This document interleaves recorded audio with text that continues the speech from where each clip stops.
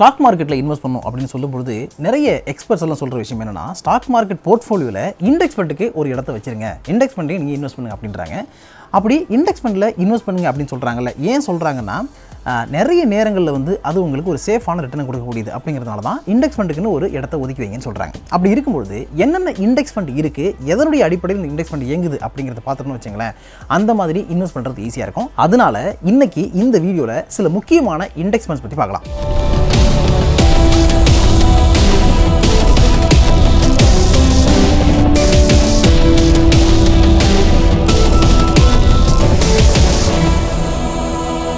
Welcome to காசு பணம் with Meera.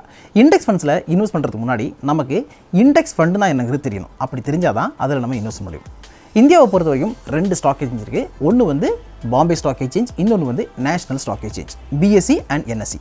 இந்த பிஎஸ்சிக்கு சென்செக்ஸ் அப்படிங்கிற இண்டெக்ஸ் இருக்குது, அதே மாதிரி என்எஸ்சிக்கு நிஃப்டிங்கிற இண்டெக்ஸ் இருக்குது. எக்ஸாம்பிளுக்கு நம்ம என்எஸ்சி எடுத்துக்கிட்டோம்னா, என்எஸ்சியோட இண்டெக்ஸ் வந்து நிஃப்டி 50. டாப் 50 கம்பெனியை மார்க்கெட் கேபிட்டலைசேஷன் அடிப்படையில் டாப் 50 கம்பெனியை வந்து தேர்ந்தெடுக்கு அதனுடைய பெர்ஃபார்மன்ஸ் எப்படி இருக்குன்னு சொல்கிறது தான் இந்த நிஃப்டி 50. அதே மாதிரி அதுக்கு அடுத்த கேட்டகரியில் வரக்கூடிய, அதாவது டாப் நெக்ஸ்ட் 50 சொல்லுவாங்க, நிஃப்டி நெக்ஸ்ட் 50 சொல்லுவாங்க. அதுக்கப்புறம் நிஃப்டி 100ன்னு சொல்லுவாங்க. இது வந்து டாப் 50 கம்பெனிலேருந்து நெக்ஸ்ட் 50 இருக்கக்கூடிய 50 கம்பெனியும் சேர்ந்து இருக்கும். அதுக்கப்புறம் நிஃப்டி 200 இந்த மாதிரிலாம் வந்து போயிட்டு இருக்கும். ஸோ இந்த ஒவ்வொரு இண்டெக்ஸுக்குன்னும் பிரத்யேகமாக ஃபண்ட்ஸ் கிரியேட் பண்ணி வச்சிருக்காங்க. அதுக்கு பேர் தான் இண்டெக்ஸ் ஃபண்ட்ஸ். அப்படி என்னென்ன இண்டெக்ஸ் ஃபண்ட் வகைகள் இருக்குது அப்படிங்கிறத இப்போ பார்ப்போம். ஃபர்ஸ்ட் நம்ம பார்க்க போகிறது ப்ராட் மார்க்கெட் இண்டெக்ஸ்.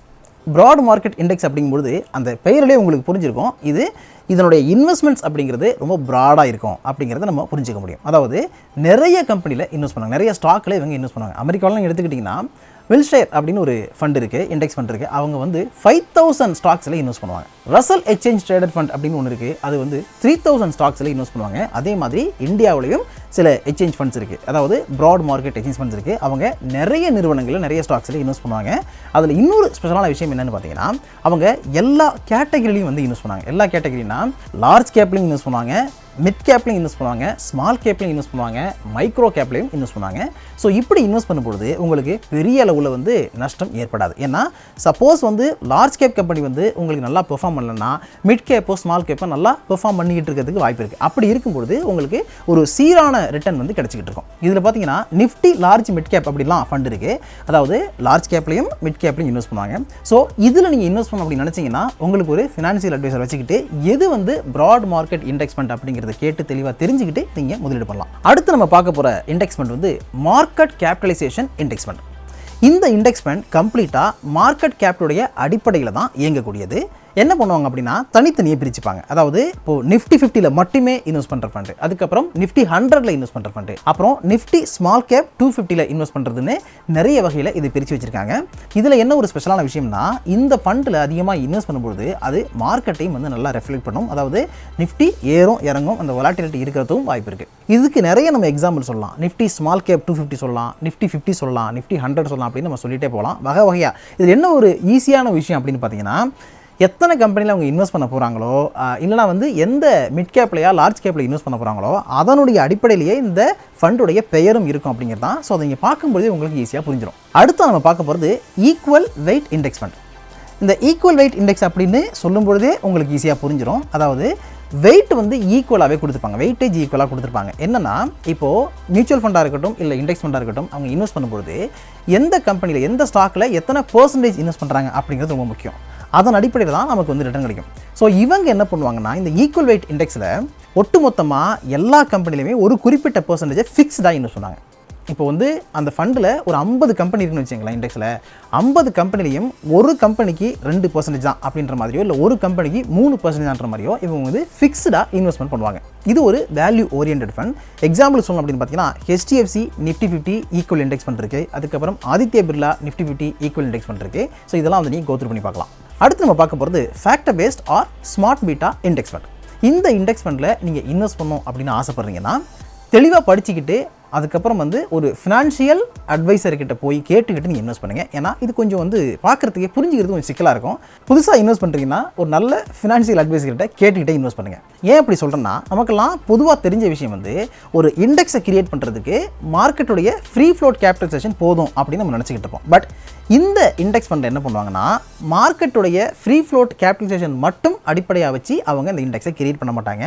வேறு சில ரேஷியோஸ் வச்சும் அவங்க கிரியேட் பண்ணுவாங்க. என்ன ரேஷியோ அப்படின்னு பார்த்தீங்கன்னா, PE ரேஷியோ வச்சு அவங்க ஒரு இண்டெக்ஸை கிரியேட் பண்ணலாம். கம்பெனியுடைய டிவிடெண்ட் ஈல்ட், அதாவது எத்தனை வருஷத்தில் எவ்வளோ டிவிடெண்ட் வந்து கொடுத்துருக்காங்க அப்படிங்கிறது அடிப்படையாக வச்சு கூட அவங்க ஒரு ரேஷியோவை கிரியேட் பண்ணலாம். அதுக்கப்புறம் புக் வேல்யூ, கேஷ் ஃப்ளோன்னு பல வகைகளில் ஒரு இண்டெக்ஸை கிரியேட் பண்ணுறது வாய்ப்பு இருக்குது. அப்படி கிரியேட் பண்ணப்பட்ட இண்டெக்ஸ் ஃபண்டை வந்து நீங்கள் ஈஸியாக கண்டுபிடிக்கிறது கஷ்டம். அதனால் அதில் நீங்கள் இன்வெஸ்ட் பண்ண அப்படின்னா ஒரு ஃபினான்ஷியல் அட்வைசரை கண்டிப்பாக வச்சுக்கிறது ரொம்ப அவசியம். எக்ஸாம்பிள் சொல்லணும்னா ஈடில்விஸ் நிஃப்டி 100 குவாலிட்டி 30 அப்படின்னு ஒன்று இருக்குது. அதுக்கப்புறம் ICICI Prudential Nifty low volume 30 அப்படின்னு ஒரு இண்டெக்ஸ் ஃபண்ட் இருக்குது. அப்புறம் ICICI Prudential alpha low volume 30ன்னு ஒரு ஃபண்ட் இருக்குது.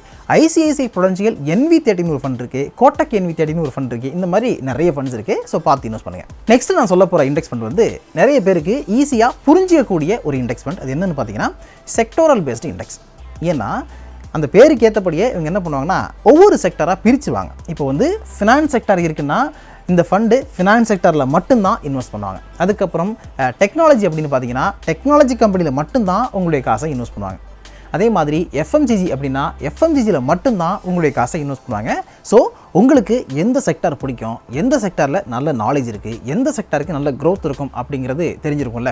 அதன் அடிப்படையில் நீங்கள் இன்வெஸ்ட் பண்ண போகிற இந்த இண்டெக்ஸ் ஃபண்டை வந்து ஃபிக்ஸ் பண்ணலாம், சூஸ் பண்ணலாம். இதில் நிறைய செக்டர் இருக்குது. இன்ஃப்ராஸ்ட்ரக்சர் இருக்குது, FMCG இருக்குது, டெக்னாலஜி இருக்குது, IT இருக்குது, அதுக்கப்புறம் சாஃப்ட்வேர் இருக்குது, எப்படி சொல்லிட்டு எக்கச்சக்கமான செக்டார்ஸ் இருக்குது, சொல்லிக்கிட்டே போகலாம். ஒவ்வொரு செக்டாருக்குமே தனித்தனியாக நிறைய கம்பெனிஸ் என்ன பண்ணுறாங்கன்னா இண்டெக்ஸ் ஃபண்டை ரிலீஸ் பண்ணி வச்சுருக்காங்க.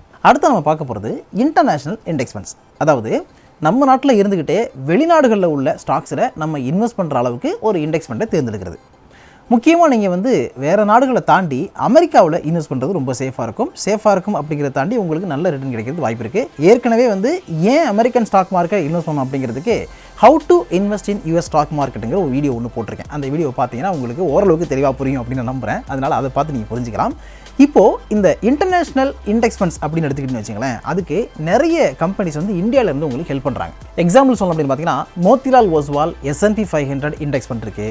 அதுக்கப்புறம் miracle asset S&P 500 top 50 ETF இருக்குது. அதுக்கப்புறம் Aditya Birla Sun Life Nasdaq 100 இருக்குது. இந்த மாதிரி நிறைய ஃபண்ட்ஸ் இருக்குது. இதை வந்து நம்ம சொல்லிகிட்டே போகலாம். நீங்கள் கூகுள் பண்ணி பார்த்தா தெரியும். ஸோ எதில் உங்க வந்து எக்ஸ்பென்ஸ் ரேஷியோ கம்மியாக இருக்குது அப்படிங்கிற விஷயங்கள்லாம் பார்த்துட்டு நீங்கள் வந்து இன்வெஸ்ட் பண்ணுங்கள். அடுத்து நம்ம பார்க்க போகிறது டெட் இண்டெக்ஸ் ஃபண்ட்ஸ். கவர்மெண்ட் நிறைய கடன் பத்திரங்கள் வெளியிடுவாங்க. அந்த கடன் பத்திரங்களில் முதலீடு செய்யறதுக்காகவே தனியாக ஒரு இண்டெக்ஸ் ஃபண்டை கிரியேட் பண்ணி வச்சிருக்காங்க. நிறைய கம்பெனிஸ் வந்து இந்த மாதிரியான இண்டெக்ஸ் ஃபண்டை ஆஃபர் பண்ணுறாங்க. எக்ஸாம்பிள் சொல்லணும்னா IDFC கவர்மெண்ட் செக்யூரிட்டி ஃபண்ட்ஸ் இருக்குது, Aditya Birla Sun Life CEF இருக்குது. இந்த மாதிரி நிறைய ஃபண்ட்ஸ் நம்ம சொல்லிட்டு போகலாம். பட் இதெல்லாம் இன்வெஸ்ட் பண்ணுறதுக்கு முன்னாடி நீங்கள் ஒரு ஃபினான்ஷியல் அட்வைசர்கிட்ட செக் பண்ணிக்கோங்க. எல்லாமே வந்து கரெக்டாக இருக்கா, நம்ம நம்பி போடலாமா அப்படிங்கிறத வந்து செக் பண்ணிக்கிட்டு அதுக்கப்புறமா வந்து பண்ணுங்கள். ஸோ இவ்வளோ நேரம் நம்ம பார்த்தது என்னன்னா, நம்ம ஊரில் நிறைய டைப் ஆஃப் இண்டெக்ஸ் ஃபண்ட்ஸ் இருக்குது. அந்த இண்டெக்ஸ் ஃபண்ட்ஸில் ஒரு சில முக்கியமான இண்டெக்ஸ் ஃபண்ட் பற்றி நான் உங்களுக்கு எக்ஸ்பிளைன் பண்ணேன். இது உங்களுக்கு புரிஞ்சிருக்கும் அப்படின்னு நினைக்கிறேன். அண்ட் இந்த வீடியோ உங்களுக்கு பிடிச்சிருந்தா நிறைய பேருக்கு ஷேர் பண்ணுங்க. அதே மாதிரி சப்ஸ்கிரைப் பண்ணியும் ப்ரீமியம் சப்ஸ்கிரைபர் எல்லாருக்கும் கோடான கூடிய நன்றிகள். And Kaveri news channel subscribe பண்ணாமல் இருந்தீங்கன்னா பண்ணிட்டு அந்த பெல் ஐகானை பிரஸ் பண்ணுங்க. அதே மாதிரி நம்ம காசு பணம் அப்படிங்கிற ஒரு டெலகிராம் சேனல் ஓப்பன் பண்ணுறோம்ல, அந்த சேனலுடைய லிங்க் வந்து டிஸ்கிரிப்ஷனில் இருக்குது. கிளிக் பண்ணி உள்ள வாங்க, இன்னும் டீட்டெயிலாக பேசலாம்.